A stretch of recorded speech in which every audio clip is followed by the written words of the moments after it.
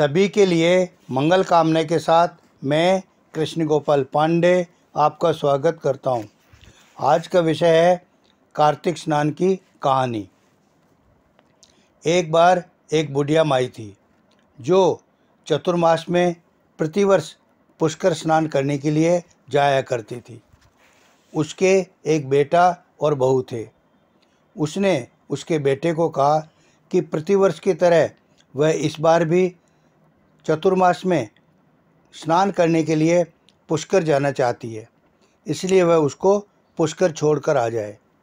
बेटे ने उसे अगले दिन पुष्कर जाने के लिए कहा। सास ने बहू को फलाहार यानी उपवास में खाने के योग्य वस्तु बनाने के लिए कहा, तो बहू ने जमीन से मिट्टी के पापड़े उखाड़कर बांध दिए। बेटा अपनी माँ को लेकर पुष्कर चला गया।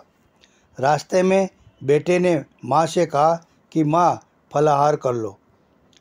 उसने जहाँ भी पानी मिला वहीं फलाहार करने के लिए बैठ गई, तो भगवान की कृपा से मिट्टी के पापड़े स्वादिष्ट फलाहार बन गए। माँ ने फलाहार कर लिया। पुष्कर पहुंचकर बेटे ने माँ के रहने के लिए एक झोंपड़ी बनाई और वापस घर आ गया। रात्रि में श्रावण मास आया और बोला, बुढ़िया माई दरवाज़ा खोलो। तब बुढ़िया माई ने पूछा कि आप कौन हैं? उत्तर मिला कि मैं श्रावण मास हूँ। बुढ़िया ने तुरंत दरवाज़ा खोल दिया। बुढ़िया माई ने शिव पार्वती की पूजा अर्चना की और बेलपत्र से अभिषेक किया। जाते समय श्रावण मास ने बुढ़िया माई को आशीर्वाद दिया और झोंपड़ी की एक दीवार सोने की बन गई। फिर भाद्रपद मास आया।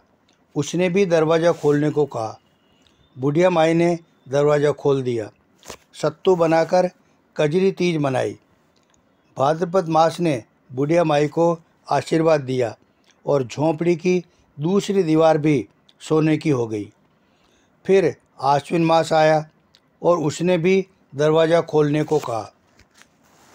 बुढ़िया माई ने दरवाज़ा खोलकर पितरों का तर्पण कर ब्राह्मण भोजन कराकर श्राद्ध किया। नवरात्रि में माँ दुर्गा को अखंड ज्योति जलाकर प्रसन्न किया और सत्य की विजय दिवस के रूप में बुराई का अंत करने की खुशी में दशहरा मनाया। आश्विन मास ने जाते समय प्रसन्न होकर तीसरी दीवार भी बहुमूल्य रत्नों से जड़ित कर दी और बुढ़िया माई को सदैव प्रसन्न रहने का आशीर्वाद दिया। इन सब के बाद कार्तिक मास आया। उसने भी दरवाज़ा खोलने को कहा। बुढ़िया माई ने दरवाज़ा खोलकर अति प्रसन्न मन से कार्तिक स्नान किया, दीपदान कर दिवाली, गोवर्धन पूजा, भाई दूज, गोपाष्टमी और आंवला नवमी मनाई और कार्तिक मास ने जाते समय आशीर्वाद दिया और झोंपड़ी के स्थान पर एक बहुत ही बढ़िया महल बन गया। बुढ़िया माई गरीबों की सेवा करने लगी और भजन कीर्तन में अपना समय व्यतीत करने लगी। 4 महीने बाद बेटा अपनी माँ को लेने के लिए पुष्कर गया, तो माँ और झोंपड़ी को पहचान नहीं सका, तो उसने पड़ोसियों से पूछा।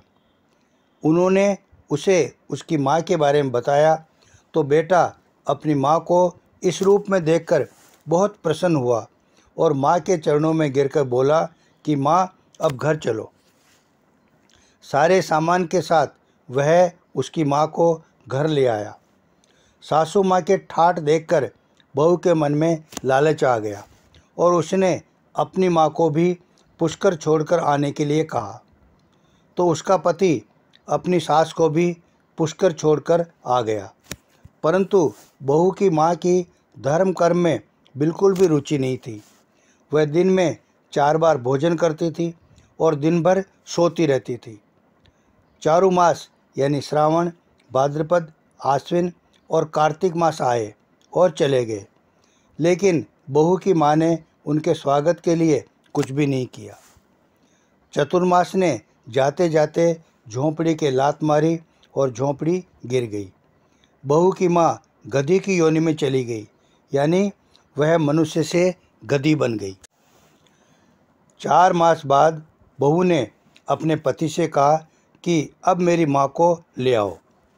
जब जमाई अपनी सास को लेने के लिए गया तो वहाँ उसे कहीं नहीं मिली। लोगों से पूछने पर उन्होंने बताया कि तेरी सास धर्म कर्म कुछ नहीं करती थी, केवल खाती थी और सोती थी, जिससे वह गधी की योनि में चली गई है। सास ने जब जमाई को देखा तो वह भौंकती हुई उसके सामने आई। तब जमाई ने गधी बनी हुई अपनी सास को अपनी गाड़ी के पीछे बांधकर घर ले आया। उसकी पत्नी ने पूछा कि मेरी माँ कहाँ है? तब पति ने कहा कि उसके कर्मों की वजह से वह यानी तेरी माँ गधी की योनि में चली गई है। जैसी करनी वैसी भरनी।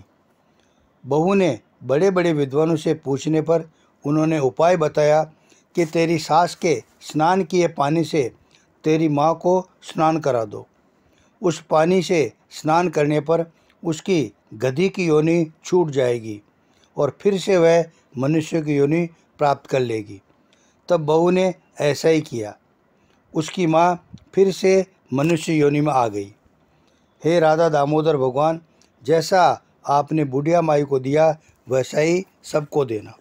यदि आप इस कहानी को पढ़ना चाहें तो डिस्क्रिप्शन में पढ़ सकते हैं।